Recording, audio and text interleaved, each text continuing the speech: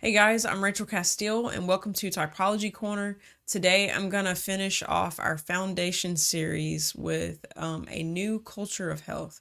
This is like one of my most important videos thus far because it's really the heart of this channel. It's really what motivates me the most, I would say, of what I do want to establish on this channel, in this community. This is birthed out of my journey of moving from like a really unhealthy place in a lot of ways, and me embarking on this journey myself. And uh, yeah, I've learned a lot along the way, and it's really become something in my heart that I want to birth or host for other people. Is a culture of health. What does that look like? What is a community that is established in some fundamentals to bring about the growth and development of other people? My heart is really to create a safe space, a safe place for people to be real about where they're starting from, where they really are, and in dialoguing, and this being a place of light. That's something I really want my channel to be. That light delivers us, that there's love in light, there's grace in light, that can be a place for things that are unhealthy to be brought up and released, and not only just communicated and then walked away with, the same problem. That is my desire for this channel, to be a healthy space for people to get healthy. And so yeah, I'm going to just talk about what does health culture look like, how to get there, living in relationship, living in community, the benefits of that, and just like how to move into an honest, authentic space where freedom is possible. So, something I've observed that is pretty common in workplaces, in churches, and organizations is that organizations are ran a lot of times on the unhealth of people's Enneagrams. It's very easy within your Enneagram type to be trying to satisfy yourself and in the chosen Enneagram way, and then employers can be like, oh, you really just want to help, or you want to be an overachiever, you want to be a workaholic, well, we're going to let you do that, or you want to serve, and serving's not bad, but more so the driving thing underneath sometimes doesn't get addressed or helped, but it gets given like a role or a position in order to still live that Enneagram sort of negative drive, that hidden motivation within us,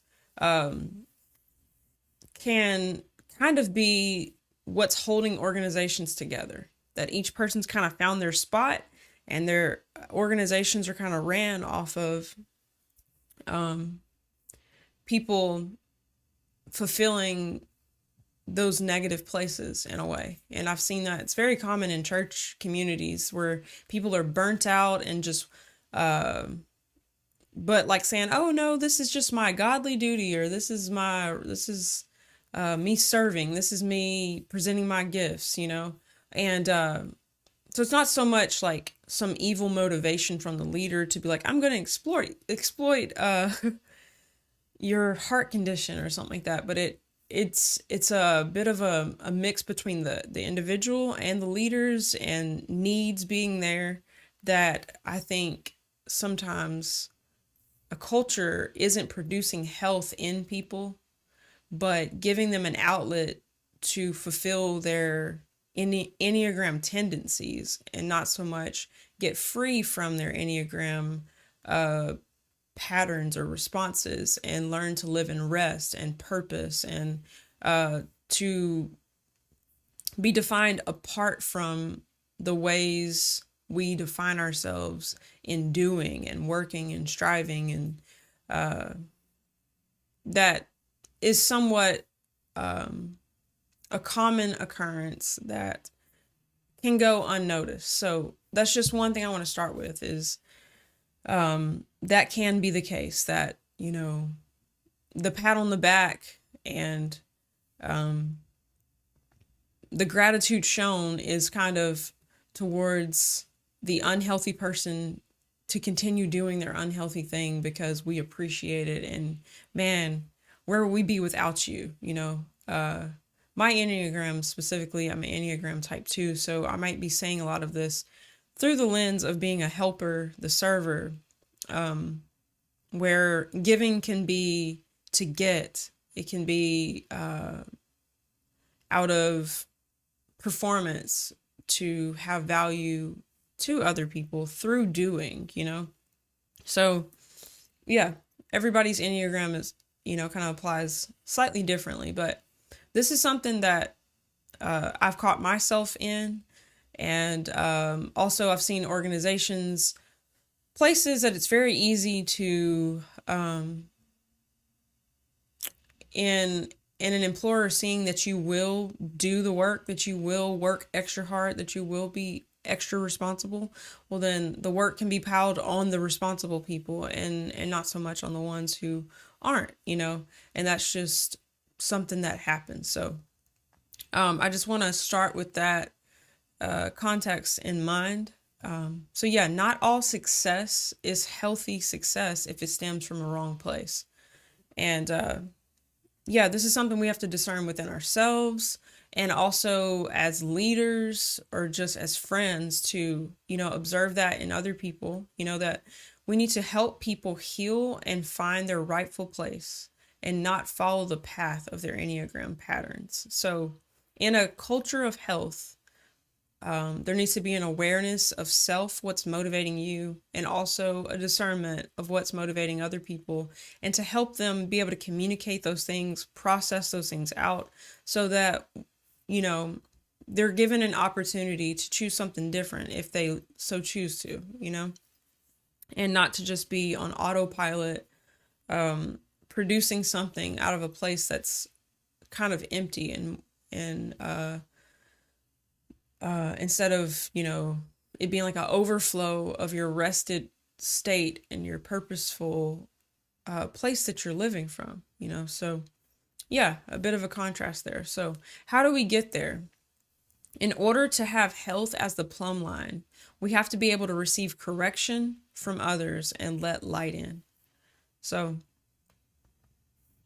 yeah, feedback is incredibly important, and being open to receive that is something we have to come to a place in ourselves to want to triangulate, to let other perspectives in, that we're not in a self-delusion sort of state, so that we can grow. Having a prideful perspective of my own identity is dangerous and can become narcissistic if the only perspective I am seeing is my own. And so yeah, it's incredibly important to be in relationship with people, to have people who can speak into your life, that you've given permission to them to tell you the truth, to tell you what, they see. Not everyone sees the same thing, so process that. But an external point of view is valuable in order to move into health. Yeah, that you're not just in your own same repeating tape, that you've lived with your whole life. So yeah, we need to get free of our own addictions and make sure to not enable other people's addictions as well. And in personality, there is very addictive behaviors, like within objective personality, just how you're wired. There are chosen processes that we go to all the time, and they can be somewhat addictive. There can be a lot of positive things from using the functions that you naturally use, but also it can be negatives if you're not in a healthy place. So that's one aspect. And then in the world of the Enneagram, it's really analyzing the addictive behaviors that we have, the chosen coping mechanisms that we're addicted to using. Yeah, it's important. Health starts with our own self-assessments. And as we get healthy, we are healthier for other people. We can help to jumpstart health in other people by our influence or just our life lived, our life, the change that's happened in our life does rub off on other people. Our influence changes. So yeah. Some other things that I took notes on. So first off, we need to get off of the hamster wheel of that pattern and learn to redefine ourselves apart from it. Yeah, our chosen patterns is so like second nature to us. It is the lens that we're looking through. And whenever we're able to unplug and, how do I say that? Like unplug from it to the point that you're not just trying to reboot it. Like you have to be in a place of rest enough to let yourself feel that dissonance of resisting what is normal to you and learn to live in rest. And in a place of rest, you can look around and begin to redefine the way you see yourself and being able to see all the different choices that really are available, that it's not just the ones you're used to going to. Other things will arise that you'll see, hey, I can handle this situation in a different way. This isn't the only option I have to pop off and get angry or whatever. Like that's something I have struggled with. I have had one way to say it, like I can be argumentative and almost like it.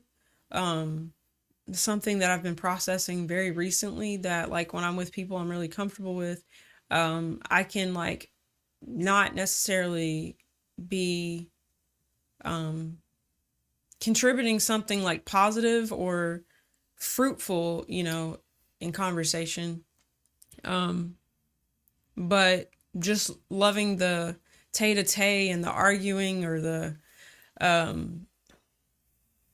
do I say that? The debate of things is something I have somewhat enjoyed. And, yeah, just within myself, just I have certain patterns that I'm looking at right now that, just learning to actually communicate better with people and not just assess that, because I'm talking and because I'm going back and forth and that this is actually like positive, or it's like creating conflict for no reason, realizing I can communicate in a more positive way, patient way with other people, or yeah. So there's a lot to process on that. I will go more into my own journey in other videos, but just, yeah, we have certain things that we think is the only way to handle something, if I feel threatened or I feel like I have to defend myself, or like you have to break my logic in order for me to hear your perspective, and like as though what's coming at me is something I'm vulnerable to or something like that. Like that's kind of a bit of something I'm processing right now. But essentially, yeah, we have to step back from our pattern. And a lot of times that insight comes from communication with somebody else, like letting someone else tell you like, hey, when you do this, it makes me feel this way. Like, I don't like this conversation that we're having. And like, you know what? I thought we were having a great conversation, us not being able to see our own effects on other people. It's very important to let someone else speak into something and to not be defensive about it. And so, yeah, it's very important to triangulate and let other people tell you what they see. So, yes. So health starts with honest conversations with yourself and others. Learn to be honest with yourself. Maybe start journaling. Journaling is something that's helped me a lot. It's just like me being able to tell the truth of my heart, and deal with those things. And I present those in prayer. But yeah, whatever process works for you, just to find an honest way to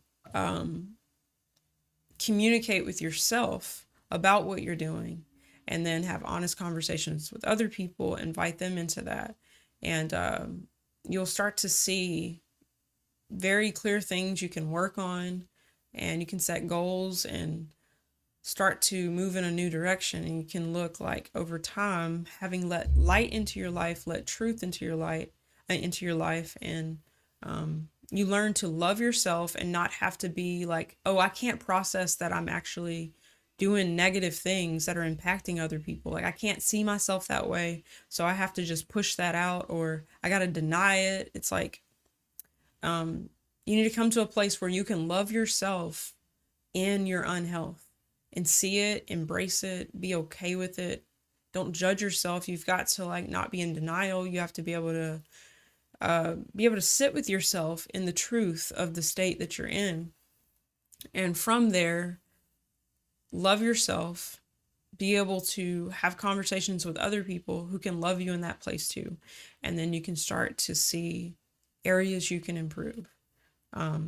So in humility and openness, a new culture is born. Yeah, it's kind of all reiterating the same points, but yeah, as you humble yourself to see yourself, and as you're open, a new culture within yourself is changing, and then the culture that your influence is starts to be this as well. It's very important to make room in your life for healing and rest. Moving from unhealth to health requires healing. Heal is in the word health. That's the very process I'm describing. Have grace for yourself that you need to heal and that you need to rest. I've been going through a lot of healing, and I feel like I need to take naps. I just need to be still. I need to unplug from performance. Learn to let healing and rest be the state that you live in, and not just like, oh, I just need to heal real quick so I can get right back onto my patterns again. It's like, no, abide in healing, abide in rest, and you'll start to realize you're abiding in health. Health starts to flow from the place of rest and healing.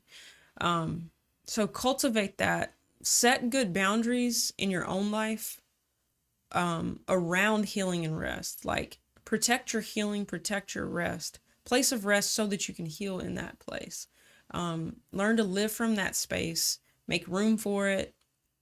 Say the no's you need to say to change around your life, so that you have that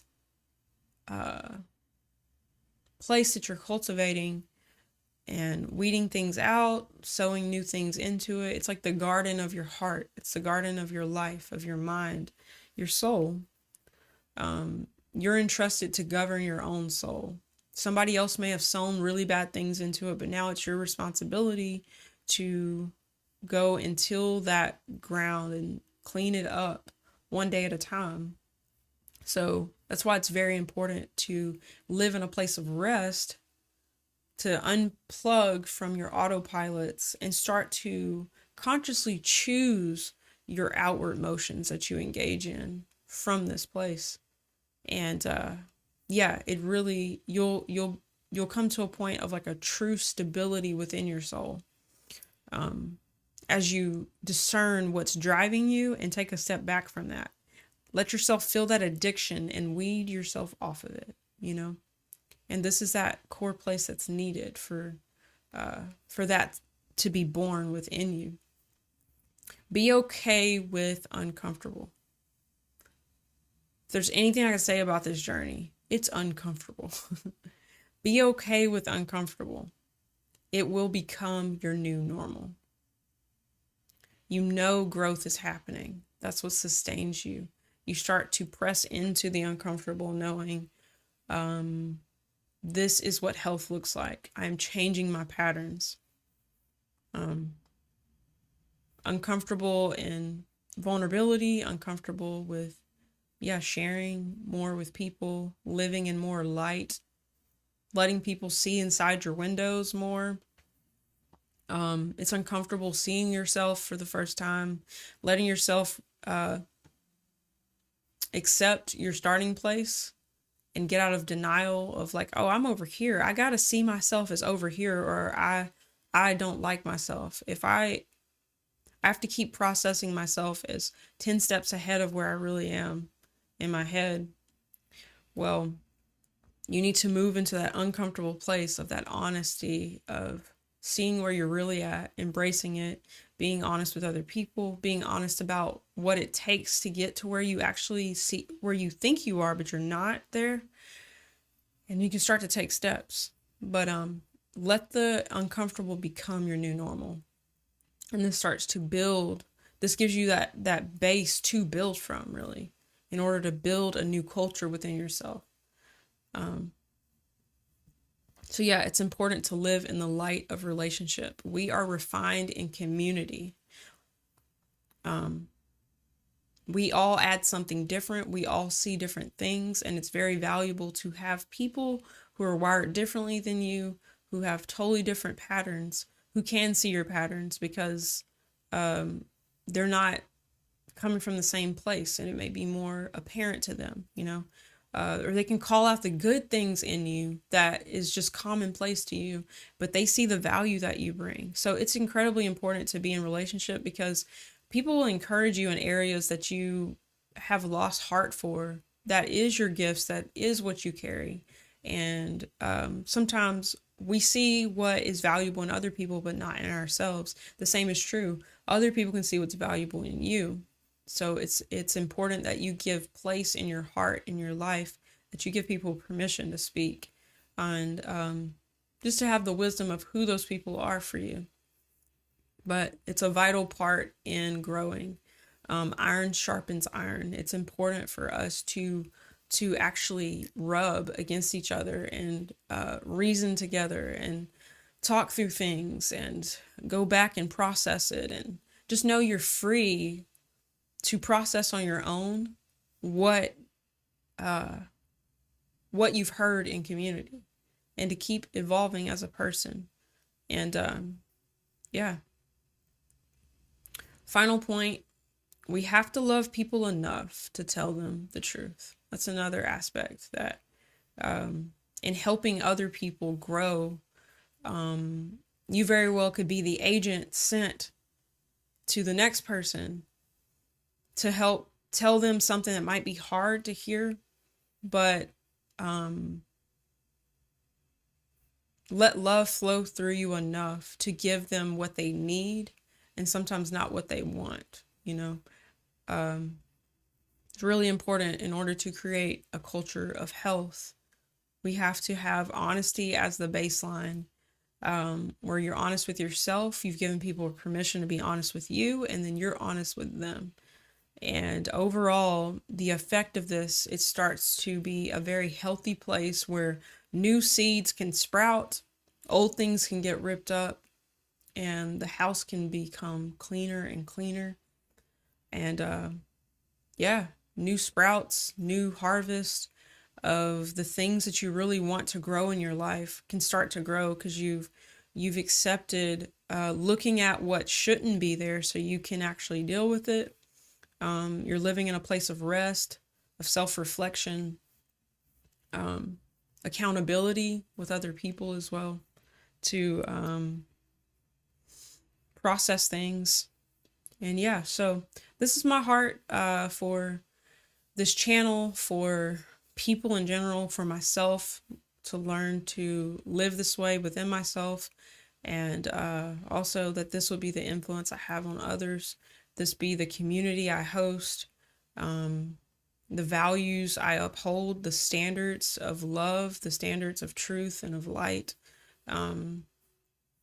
so that a healthy place can be established for health, growth, and development in myself, that I have around me the light that I need in my life, and also that I am the light that other people need. Yeah. So that's about it for this video. Again, thank you for watching. I hope it's been a blessing to you, and stay tuned for the next one. Have a good one.